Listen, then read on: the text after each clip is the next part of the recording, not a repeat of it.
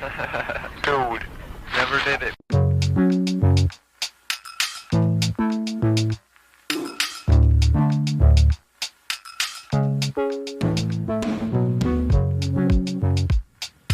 Welcome back to Never Did It. Today we're going to get in the time machine and go back to 1944.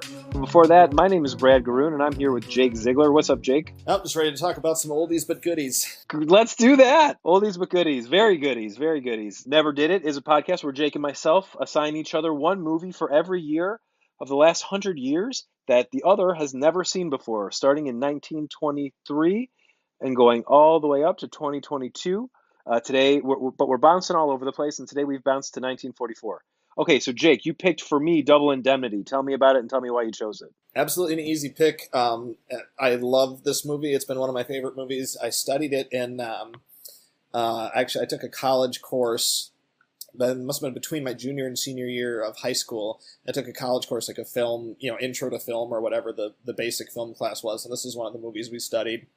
And I loved it the first time I saw it. I mean, if you just look at the credits, before you even find out anything about the movie, look at the credits, directed by Billy Wilder.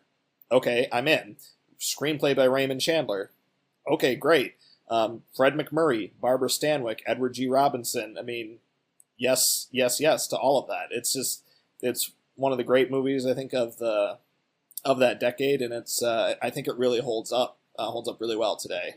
Most definitely it does. So our hero is a guy by the name of Walter Neff. He's called Neff by his colleagues throughout the movie. He's played by Fred McMurray, who I had a really hard time in the beginning of the movie buying as a protagonist because I recently watched Billy Wilder's The Apartment, where he plays such a scumbag that I wasn't ready to root for him. Luckily, you don't for very long. The trailers for The Apartment, I remember this, it used to be on the DVD that I had or whatever. The trailers literally said, Fred McMurray, like you've never seen him before. Yeah, and it pretty much was. I mean, he was such a scumbag in The Apartment. And he turns out to be kind of a scumbag in this movie, too. Kind of. He's a single guy, and he meets Barbara Stanwyck's Phyllis Dietrichson. And she's married to some wealthy guy, and they have a romance. They start to have an affair or want to have an affair, and she convinces him that her husband's got to go, and there's a accident. I said he was an insurance salesman, right? Because that's very important. Yes. He's trying to sell her husband insurance.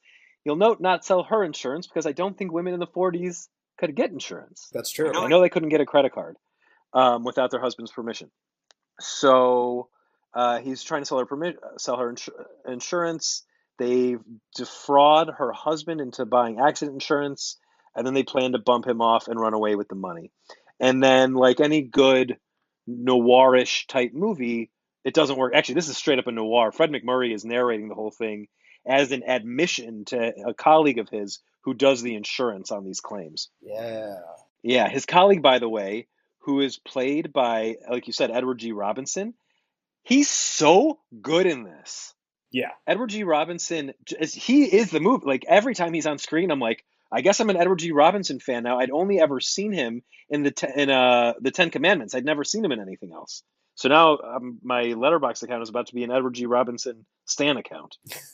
So it's great. Watching it, if you would have told me it was a Hitchcock movie, I'd have believed you. It has that kind, and more on Hitchcock later in this episode, but it has that kind of like people being their own worst enemy and causing their own problems, and everything in the world is dark kind of vibe to it. So I've got a few like fun facts about the movie, but what is it about the movie that you remember, aside from the great cast and directing and the really interesting cinematography? What do you remember liking about it? I just have such a soft spot for movies that are about just a regular guy who gets himself caught into some fantastical situations just by just kind of dumb luck. There's some things that should have worked out for him that maybe didn't, and yeah, he's not that bad of a guy, but also he's not that great either. So he's just kind of a regular average guy, and his life just kind of goes to hell. And that's always interesting to watch an actor play that.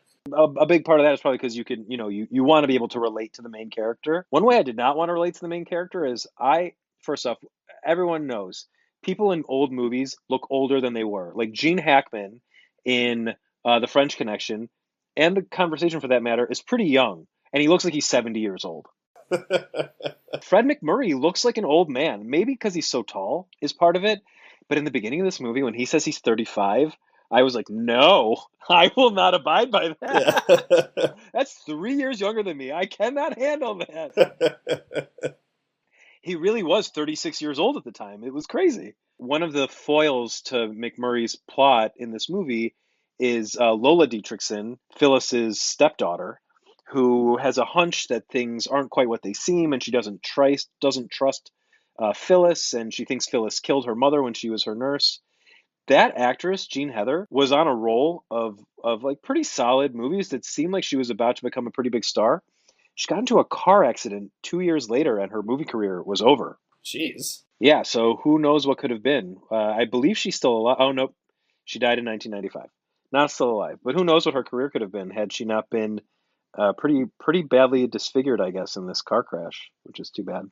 My favorite little tidbit from this movie, though, is Richard Gaines plays the big boss of the insurance company in only one scene, and it's a pretty funny scene.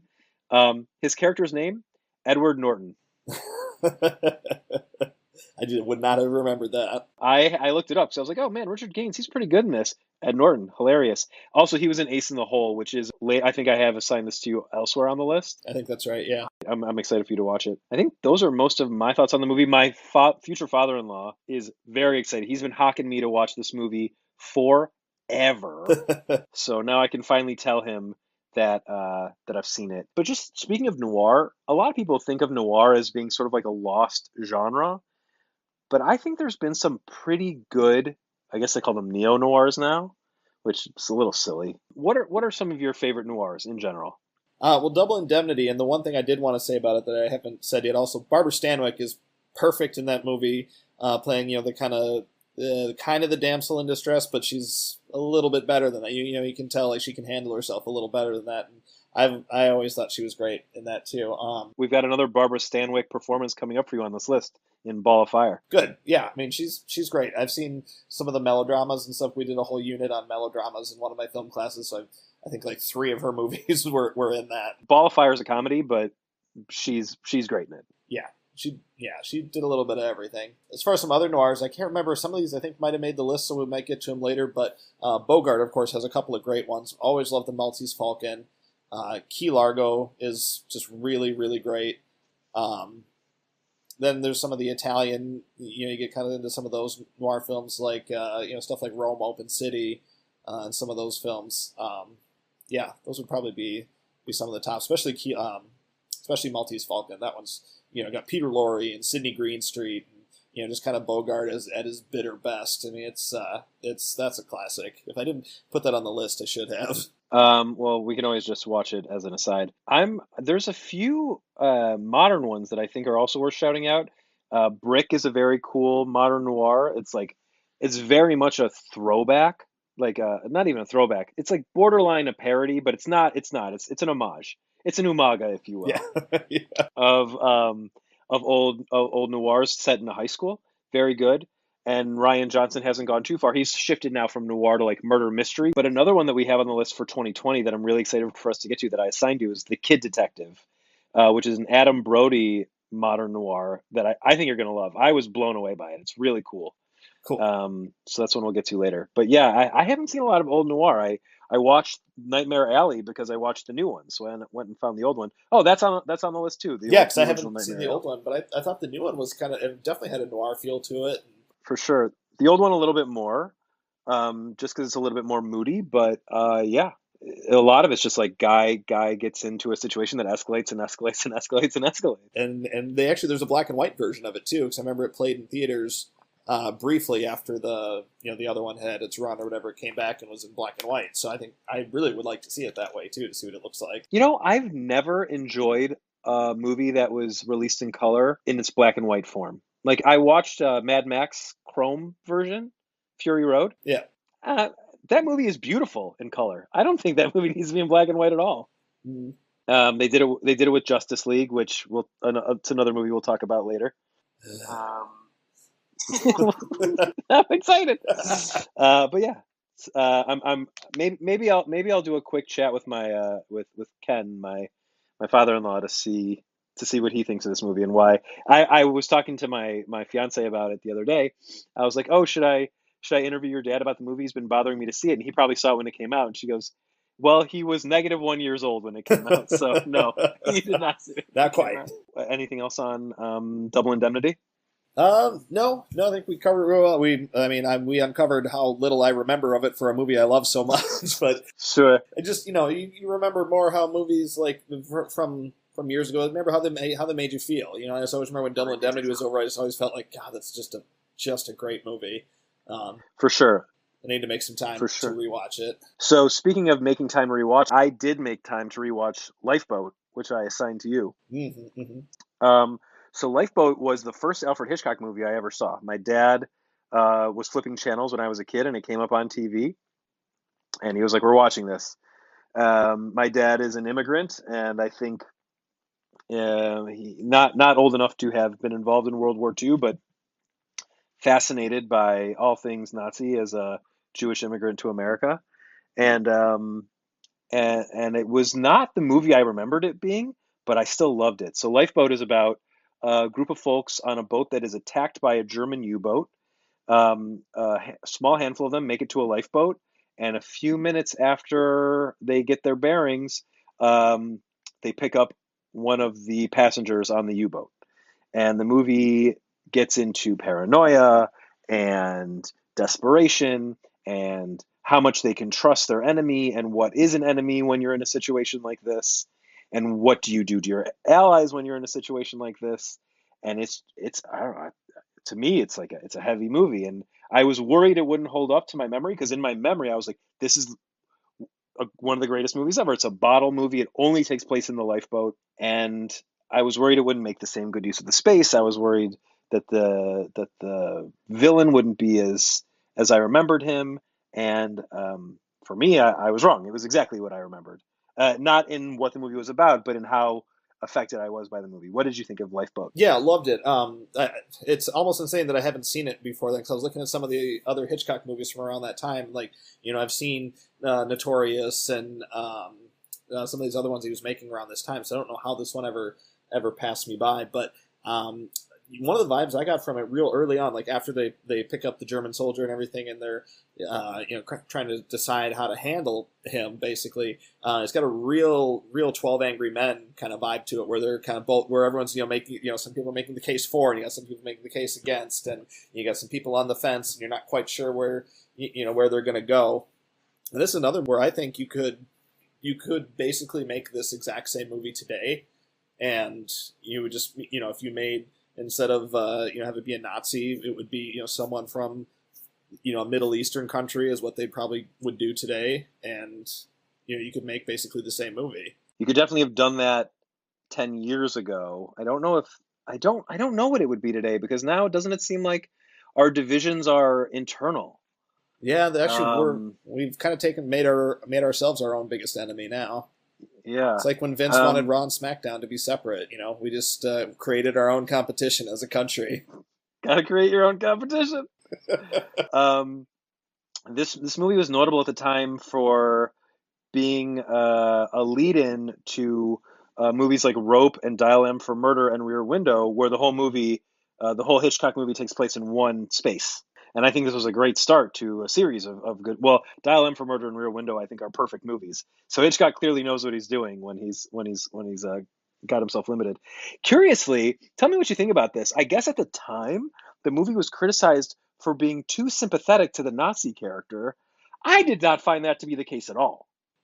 I mean, there are some characters who were definitely sympathetic to him, but I don't think, like, overall, I wouldn't say that the film was sympathetic or overly sympathetic to him. I think the movie kind of treated him the same way as it treated everybody else. It did, but in the end, so spoiler alert for a 70-year-old movie, 80-year-old movie. Um, it turns out he's bad. It kind of reminds me of, so okay, now actual spoiler alert for the Batman. It turns out the bad guy's the bad guy in the end. It reminded me of that when I was like, oh, the Nazis like hoarding water and pretending to not be taking them to a concentration camp. I saw that he was hoarding the water. I was like, no, the characters aren't sure about him, and he's portrayed as a human being, but he's bad and he does not want what's best for everybody. He only wants what's best for himself. So I didn't feel at all like it was sympathetic to him. And I loved that the movie dared the characters to be sympathetic to him, because what else would you do in a situation where you need everyone to live? He had medical training that they didn't have, where they had to do the amputation. No one else on the boat could have done that. And I don't, even though the character was bad, I don't think he was bad enough to where he would just pretend somebody needed an amputation to do it for fun. But I do like that you wondered if that was the case for a little bit. That is true. Yeah, it's a good question. And if somebody arrived at the conclusion that he did, I mean, that's a toss-up, really. I mean, I don't think he did, but I could see it the other way too. I also don't think he did, but I think it's pretty easy to make the argument that he did, because the only person that he physically murders on the boat is the guy who he amputated later on. I mean, he doesn't kill him then, but he does kill him later. That's right. What did you think of Tallulah Bankhead? Oh, yes. I think she had just the right amount of sass. Because you got to remember that they're out on a boat not knowing if they're going to live or die. And she's got just a little bit of fight in her, and I thought that was kind of the right amount, and struck. There was a little bit of levity in an otherwise, like you said, very, very heavy movie. Yeah, I thought her joking was funny because someone's going to cope, and in the end, she's the one who's coping. Yep. I thought that she was good, although I agree, and she's a little over the top. I thought John Hodiak, who played her for lack of a better word, love interest, I thought at the beginning of the movie, so I gave, jumping the gun a bit. Oh, by the way, I gave Double Indemnity 4 stars. I don't know what you gave it. Indemnity is a 5. That's a 5 for me. And Lifeboat is 4.5. So I also gave Lifeboat 4.5, and mostly because I felt in the beginning that Hodiak's performance was really big. He's going really hard on basically Brando and Streetcar level of acting. And as the movie goes on, it's interesting that his level kind of comes down while everyone else starts ramping it up. And it's cool that there's that equilibrium as the movie goes on. But the biggest mark out moment for me was realizing that Hume Cronin is in this movie. No. Yeah, Hume Cronin is the guy doing the weird British accent. No. Yes. What? How are you saying no? That's him. Oh, that's insane, man. So he's basically unrecognizable, but I recognized him. He's doing a ridiculous accent, and all I could think was, where's Jessica Tandy? And this is amazing that Hume Cronin is in this movie. That is unbelievable. This is a really good one. Also, Hitchcock's not in it, though, is he? He doesn't have a cameo anywhere, does he? I don't know. So this is really early. Well, he was making movies in the late 20s. Right, but in terms of his big ones. Yeah, over in the U.S., yeah. I just don't know where he would have fit in the movie. Right, yeah. Hitchcock's cameo in Lifeboat occurs 25 minutes into the film, where he appears in a newspaper advertisement for the Reduso Obesity Slayer weight loss item manufactured by the fictional Reduso Corporation. The confined setting of the film limited the possibilities. So I guess someone was reading a newspaper and he is in the newspaper. That sounds right. Okay. Well played. That's pretty good. I thought maybe he was going to be one of the guys on. At the end of the movie, there's a group of German soldiers that are paddling towards the boat who end up getting blown up. I thought maybe he'd be one of them, but no, he's in the newspaper. So there you go. Any other thoughts on Lifeboat? Oscar-wise, I'm just looking this up. This was one of the movies Hitchcock. He famously never won an Oscar for directing, despite having directed 10, 15 of the greatest films ever made. But Lifeboat was one of the ones he at least got nominated for. So it was pretty well received in its time. Unlike some of his movies took more, like Vertigo. I remember took more time to be well regarded and everything. So Lifeboat was pretty well regarded in its time, and I think it still is today. And I think it's top tier Hitchcock, which is a crowded place. I don't think people know about this movie, to be honest with you. Yeah. I agree with you that it's top tier, but I talked to a bunch of people about watching this movie this week, and none of them had heard of it. So that was kind of surprising. I've never seen Vertigo. Is it on? Did you put it on my list? I don't know. I don't think so. I don't think you did. So I'll have to watch that on my own. I've only ever seen one Hitchcock movie I didn't like. Which was that? The Birds. Oh, you don't like The Birds? I've actually never seen that. That movie is dumb. That movie, I watched it last year. It's stupid. The reason I didn't give you Vertigo is because you've got Touch of Evil from that year, and that Touch of Evil is my favorite movie ever, and Vertigo. Oh wow! is also really great. So I'll just have to watch Vertigo on my own then. yeah. Oh, so I've never seen any movies from that year, I guess. So I gave you a movie I haven't seen. So we're going to talk about two movies I haven't seen that, and that Oh, cool. What's the other one? Ice Cold and Alex. Oh yeah, never heard of it. Same. But apparently I heard of it enough to recommend it to you. Anyway, Lifeboat. Last thing for me on Lifeboat. Pretty intense to have a dead baby in a movie from 1944. Yep, that's a lot. That's all I needed you to say. Yeah, I just was surprised. When I'm usually like Hays Code era movies, I just don't expect to have stuff that's intense. But very much a dead baby in this movie. So trigger warning for dead babies if you want to watch Lifeboat. Okay, that's it for me. Jake, anything else on either of these movies? I clearly both a recommend. Both classics, yeah. 1944 was, yeah. There's still a lot of other great movies that came out that year too, but these are certainly two of the best. Certainly, well worth your time. Neither of them are overly long or anything. They're easy watches, and yeah, I mean they're classics, and they're classics for a reason. Well, thanks for joining us in 1944. We'll see you whenever we see you when we come back with Never Did It.